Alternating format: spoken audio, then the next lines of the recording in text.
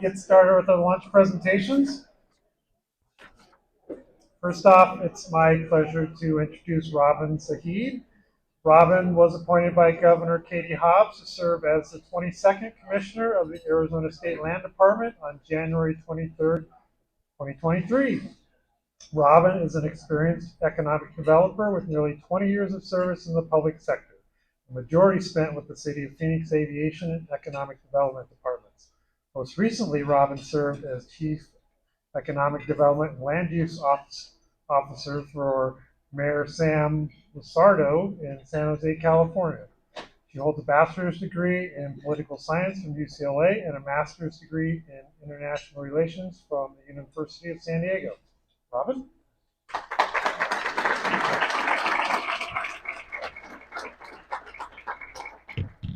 Thank you so much for that. Hopefully you can all see me. I'm not the tallest person in the room for sure. But good afternoon, everyone. I'm Robin Zahid, and I am the newly appointed Commissioner of the State Land Department and also the State Cartographer. It's a pleasure to be here with all of you. This is a large group, a large room, and it really is exciting to be here. And I have to be honest, when I started, I learned that I was the State Cartographer, which was news to me, which obviously I'm highly qualified for. So I was very, very nervous. But in all seriousness, while I may not have experience as a cartographer, I can certainly speak from experience the value of GIS in decision making. In fact, my experience with GIS goes back to when I was an undergraduate at UCLA. I was fortunate enough to work in the community of Boyle Heights, and if you're not familiar with LA, Boyle Heights is located in East Los Angeles. It's a community with a rich history, but is highly under-resourced. And as part of a group project, I was tasked with identifying, researching, and ultimately mapping all childcare resources available in the community.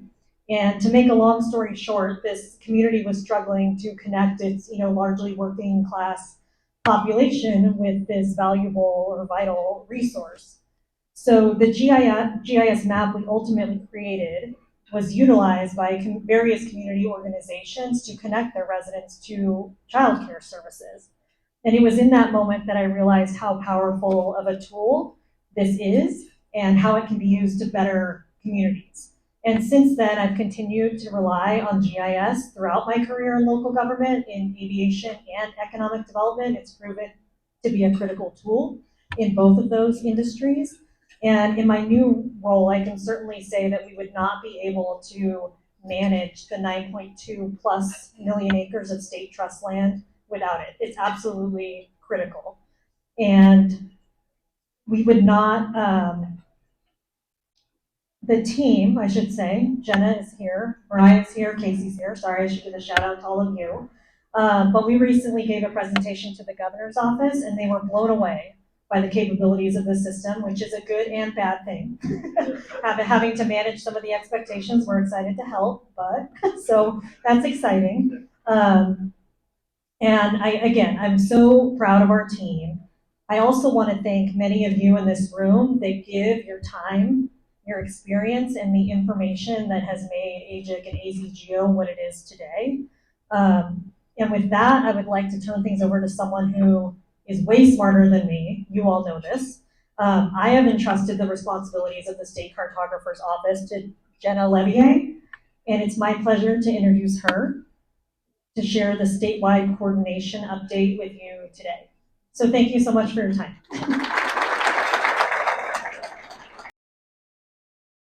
Well, hello, everyone. It's nice to see everybody. There we go. Just a reminder, that's the 1993 calendar. Okay, so I wanted to start with how often things go unsaid, and the things that go unsaid are the things that we need to say. And it seems like a really basic thing, but I want to remind everybody why we're here. This is important. And for me, the number one reason of coming to the symposium and why we all get together is relationships. All of you matter. This is what's really important and why we are part of AGIC and give all of our time in the first place. Information exchange, we all love to learn. Everybody is eager to know how to fix their problems and how to do new cool things. That's part of why we're here. We're going to have a lot of that in the next 4 days. And finally, celebrating, right? We get this time once a year to celebrate the successes of all of you, and there are many of them. It's amazing. So I'm going to take a little segue, and this is when Dan comes in. Our recipient for this year's Geospatial Volunteer of the Year cannot be with us on Thursday. So it's my show. I get to decide how we're going to do this. So we're going to take a little minute. And Priyanka Miller, would you please come up?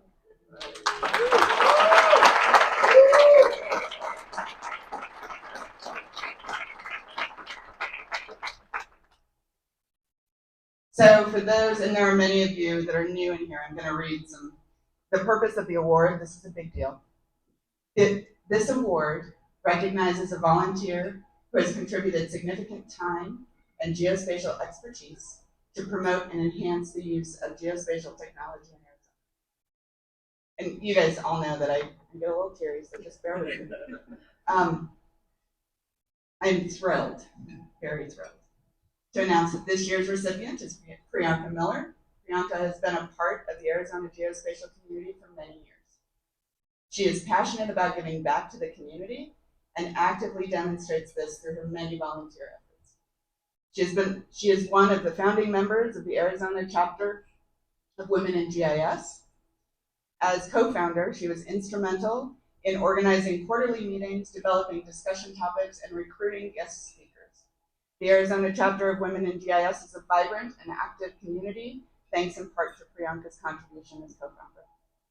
Priyanka is also passionate about sharing her knowledge and expertise with future generations of geospatial professionals. To that end, she approached the leadership at Desert Garden Montessori School, where her children attend, and offered to lead several geospatial activities for students. They enthusiastically accepted her new course. Through this work, Priyanka is bringing the wonders of GIS to a whole new generation. Under her guidance, the kids are working on a variety of geospatial projects, from mapping kindness on campus, which is very cool, to learning about data visualization and building their own story maps. Priyanka is providing innovative education to the students. Dr. Dana Westerman, director of the middle years and high school program, said it best. We are definitely better because of Priyanka's time and effort on our campus. She is amazing, and we are so lucky to have her as part of our team. Truly, the kids look forward to her class and can't wait to get flying. We are all better because you're part. It's very well earned. Congratulations.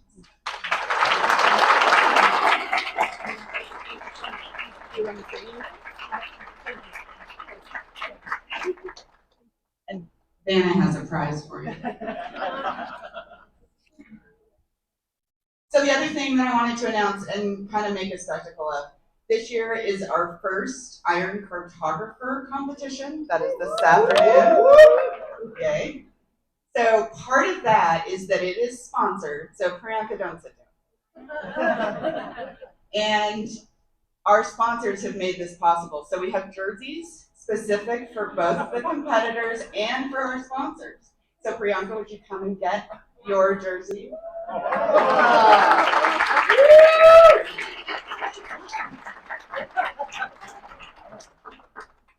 We made them for each one of them.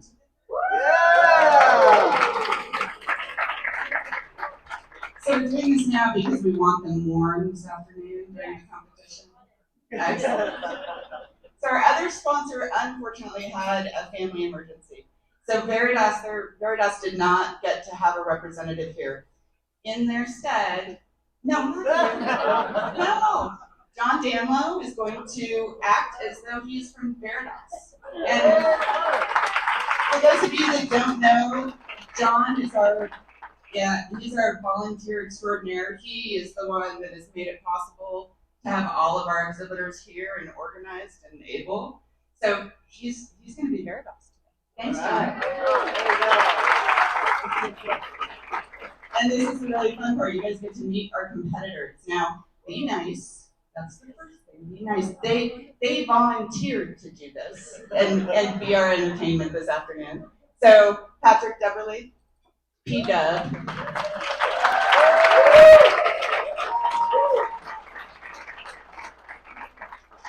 This is exciting. Patrick is from TEP, and he's gonna wow us this afternoon. All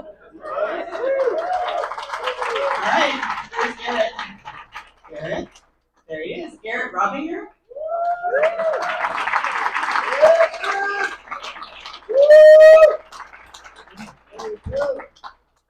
Yeah. All right. So we're gonna have, after I'm through all of my speeches, that's what we're gonna do now. We'll have sessions, and then everybody will come back together and Cartographer. All right. So this is the other thing that was really big for me when I was preparing this. I was looking at the attendee metrics, and it was a little scary. A third of the people in this room, this is their first AGIC conference. It's amazing. So we topped 300. So more than 100 of you, and please stand up. Those 100 first timers, please stand up.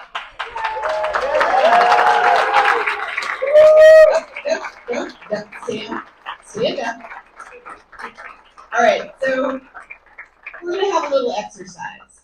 So everybody else in the room, look at those that are standing. I want y'all to sit down, those first timers sit down. Now the rest of you have been here before. So you guys get to get up and go and introduce yourselves to somebody that's seated. And once you have met somebody new, all you first timers, then you stand up, and by the end I want everybody to stand. So we're gonna take time, go introduce yourselves.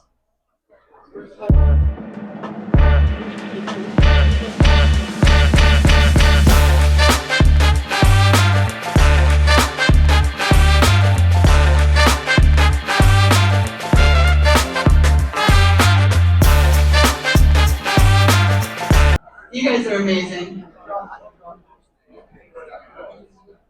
I think that's what AGIC is, right? This community is so welcoming. It's amazing. And now you all have friends. So I want you to remember that this is what happens, right? If we lift everyone, we all rise.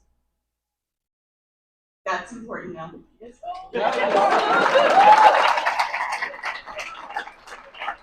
All right, and so for those 100 new best friends of mine, you get to join me at 7:30 tomorrow morning and learn all about AGIC. If there's more than 5, I'm going to be shocked. But no, we're going to go through AGIC 101 at 7:30 tomorrow morning. Steve is going to lead it because I'm going to be asleep.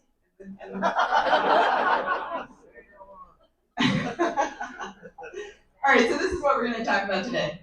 We're going to talk about the State Cartographer's Office, where that sits, how that is.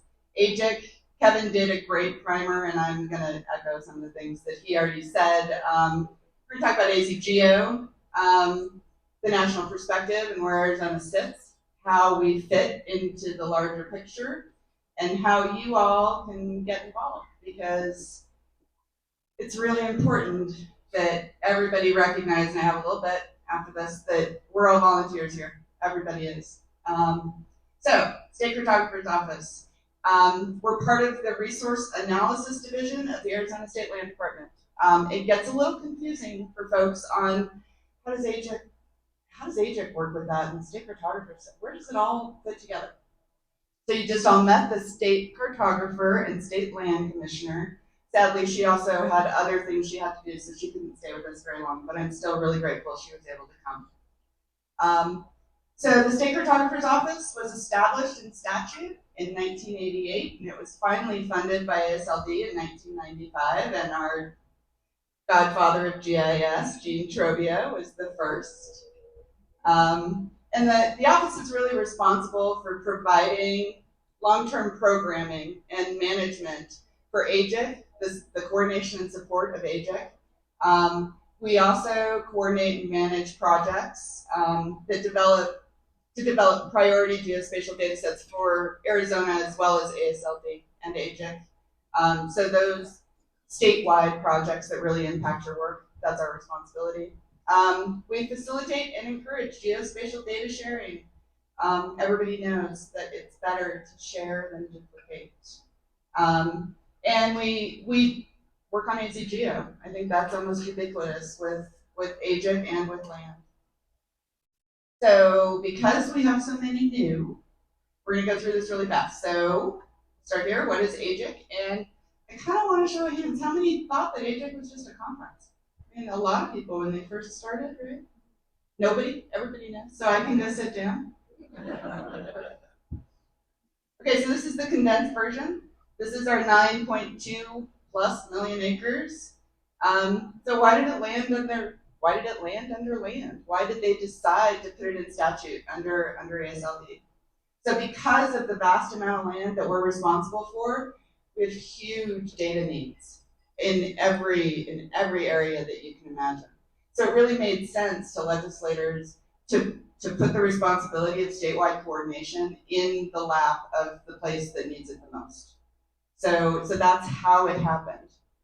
And that's why I'm here. So there's a bunch of statutes that came about over time. ALRIS was the first. That enabled us to support other state agencies and public entities with GIS. Then AGIC was established and became a legislative body, essentially a legislative board. The state cartographer's office was also enabled, and then the clearinghouse. So now we're on the hot seat. We got to do it all, right? Because it's in statute. So just a quick summary, right? In 1989, AGIC was established by executive order, and then Jean worked really hard with the help of Gary Irish, and it was a legislative council by 2009. It's a 35-member appointed board, governor-appointed board. We're responsible as a body, that means all of you, it's not just the council, to be the primary forum and the advisory group for geographic information, geographic information technology issues, and coordination efforts in Arizona. We identify standards, develop and implement strategies to provide a framework in order to optimize the state's investment in GIS and technology. Of course, we're the advisory council to the state land commissioner, and that's really important. She really relies on all of our work to guide her decision making. And then through all of our cooperation, our collaboration, and our partnerships, we facilitate statewide data sets. And this is really important in the exchange of vital geographic information. So that benefits the state of Arizona and the GIS community as a whole. So here's the council. You can see how the council is appointed. So 35 members is a big board. It's a very big board.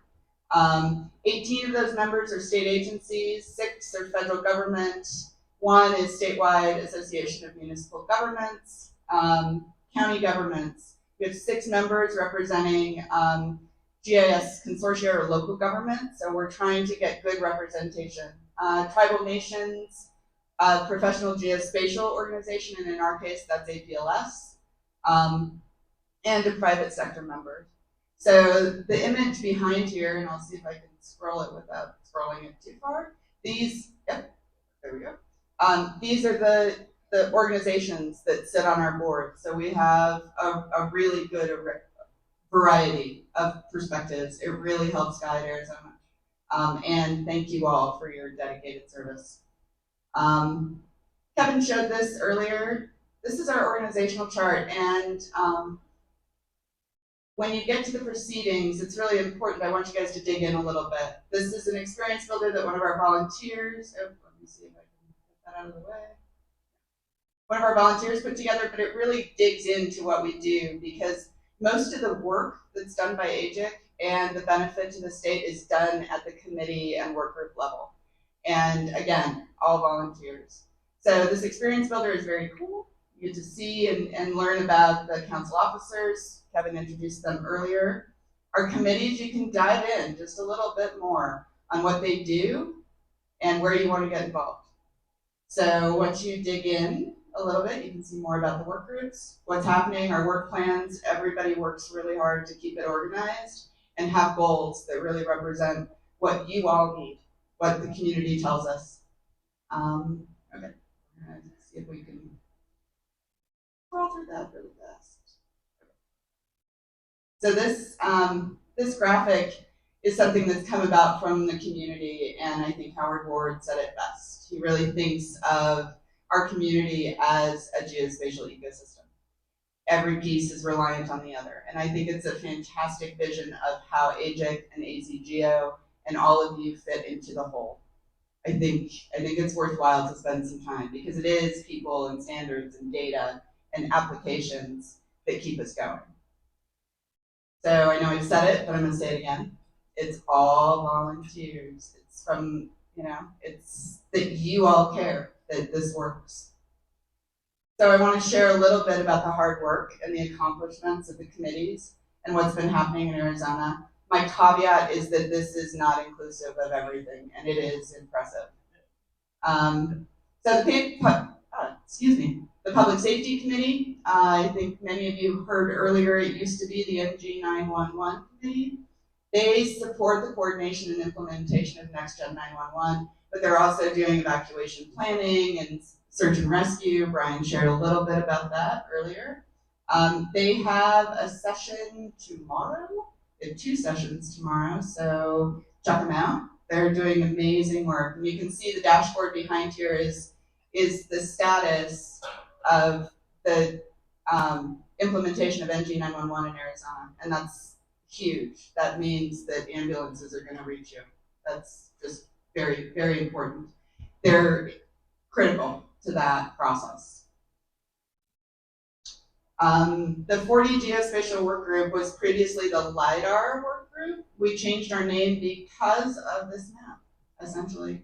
We started out wanting to get LIDAR for Arizona, and you can see the map on your left. That was in 2018. That was when the work group started.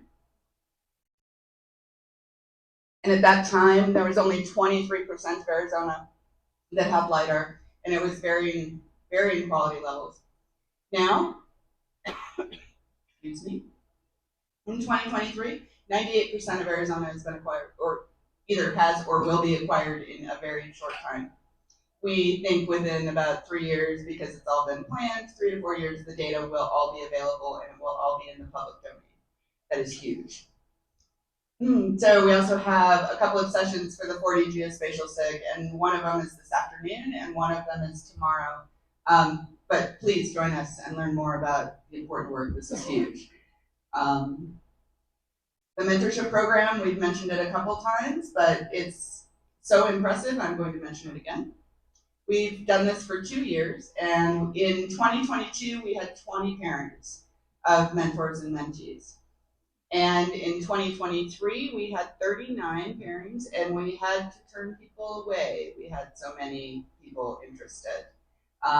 So it's incredibly successful. We have a couple of things happening during the symposium focused on the mentorship program, but I think it's really made a big difference for our community. We're really impacting each other and impacting the community through our outreach and giving back.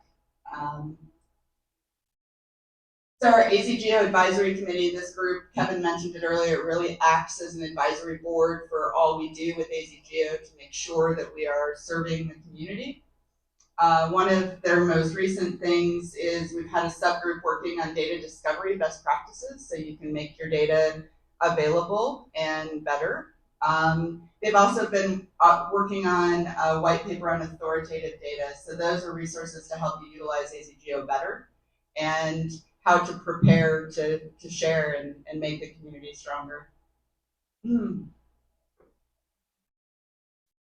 So 3 of the work groups under data in the last 2 years have kept me very busy because they want to see each other more than once a year.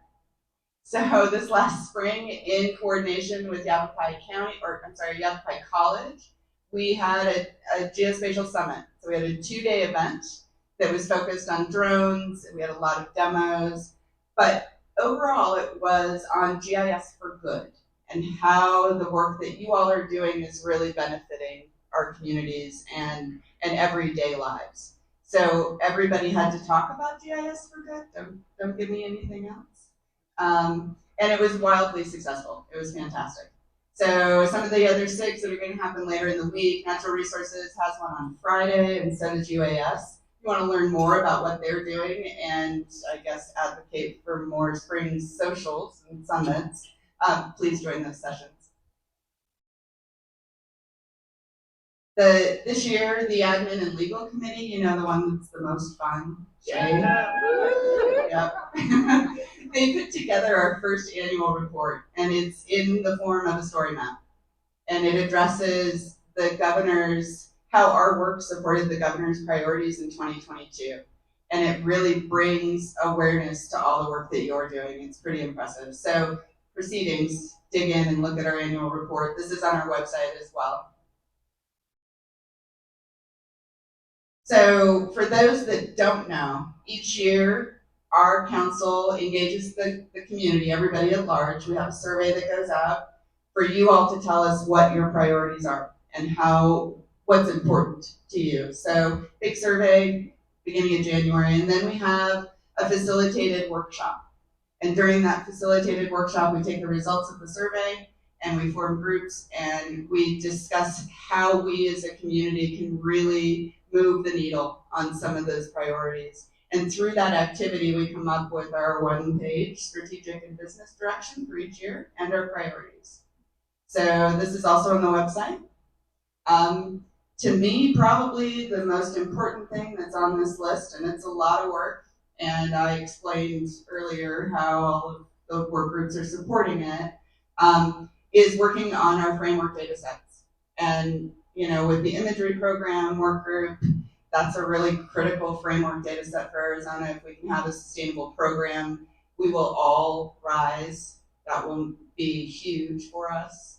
We're working on parcels and getting those open beyond government and getting a statewide parcel data set. There's a lot of really important work going on. So, you know, again, with the celebrating for this week, this is amazing. So 𝐀𝐫𝐢𝐳𝐿, you guys have already heard about 𝐀𝐫𝐢𝐳𝐿. I hope all of you have an 𝐀𝐫𝐢𝐳 account. You all play in 𝐀𝐫𝐢𝐳. It really is an amazing hub. Our clearinghouse was modernized in 2020, so we built it on ArcGIS Hub Premium. The previous iteration had been fantastic, but it didn't keep up with the times or the technology. So we opted in 2019 to work with the community and understand the requirements so that we could come up with something that worked much better. I do have to say that it has just bloomed beyond my vision. I had no idea that it would get as big as it has and be used in the ways that it is. So you can see some of the statistics over the last 3 years. Everything has doubled or tripled or exponentially grown. Thanks to Casey Green in the back. Casey is our curator.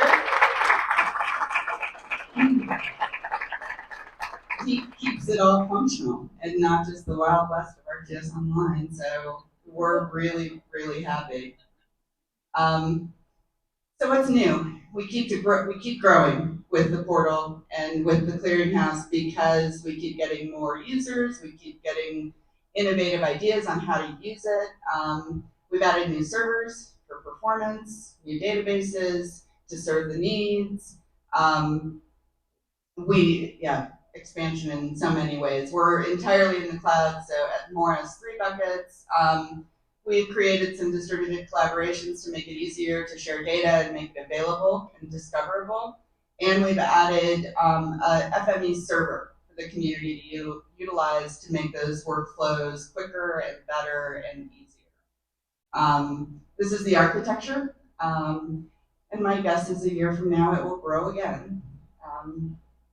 So some of the exciting new data sets that we've gotten this year, and it really fits with those priorities that I went over. One of the biggest is that as a product of broadband and the efforts of the broadband office, they have made available statewide building footprints to all government entities, and they sit on 𝐀𝐫𝐢𝐳𝐵. They are restricted to government, but if you want access and you work for a government entity, any level of government, we have a group where you can access the building footprints, and it's a fantastic data set. All the 3D data that you saw, the map that is 98%, as that gets entered into the public domain, we aren't duplicating USGS efforts. We don't want to do that, but typically the DEMs that the stakeholders are delivered are a higher resolution than what's put out on the national map. So we've been serving those through 𝐀𝐫𝐢𝐳, and those are available to everyone. We also worked with DWR earlier this year through our natural resources work group. They evaluated every water data set that was available in the state. NHD, they spent a year and a half looking at what was going to be the most authoritative for Arizona and how we could make that better. What they learned through that process was that ADWR really held the gold. They had a flow line data set that was better than any other. And while we're going through a transition from NHD, the National Hydrology data set from USGS, into elevation-derived hydrology, that's going to take us some years, but while we're doing that, they've released their flow line data publicly, so everybody can benefit. So this is one of the things that I love best about AGIC. Gene really helped to guide the way on, for Arizona, it's important that we are involved at the national level, that we have a vision on what's happening in other states, where the opportunities are for Arizona, and how we can contribute back to other states. So part of what we do through AGIC is all of the council members are also members of the National States Geographic Information Council, and many of them are very active. We're one of the more active states at NISTIC. So this gives you can see our mission. I have to get my glasses to read it.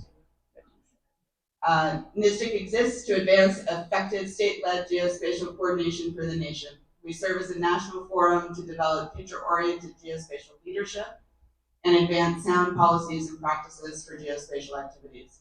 So a big part of what NISTIC does is advocacy. We meet with and work collaboratively with entities that can influence policy and the work that all of you do. We also learn about opportunities for funding, best practices from other states, so we don't have to recreate the wheel. I think many of you know I am past president, so I am on the end of my 3 years that I have volunteered to be part of NISTIC and the leadership at NISTIC. My involvement has been huge for Arizona. It's really brought a lot of resources. It's brought a lot of best practices to all of you. It's transformed me and who I am, and I think it's really impacted this community that we've been a part of it. One of the things that they do, back to the framework data sets, right? Every 2 years there is a report card, and we all get graded. So some of you know I have tapped you for the surveys so that we can report on how we're doing on some of the themes. But you can see that this one on the right is our preliminary grade for 2023. They're still grading, so it's not finalized yet. But how we did in 2021, how we're doing in 2023. We've improved in many ways. We still have work to do. But this really shows how we've evolved, and it goes back to the priorities, right? We need better framework data, and this helps us to be able to talk about that with the people that are not in our industry, so they understand where they can help contribute and why your work matters. This is important. So, how I started with the why are we here, right? NISTIC is the same. One of the big benefits of NISTIC is relationship building. We're connected to people across the nation. So when we need help, when any of you have special projects, we can tap the people that have been there, and that's really important. Obviously, knowledge exchange. our membership and advocacy, these are all things that I've mentioned. I really believe that a lot of the reason why we have 98% of our state in LiDAR is because of our activities in district. It's big. Okay, so the big message is what now? After the symposium, don't go home and cry and feel like you're all alone, because I got work for you to do. I do. We always need more volunteers. So at the end of this, you'll be able to have access. This is our website for AGIC. We'll go there real quick. How do you get involved? How do you learn more?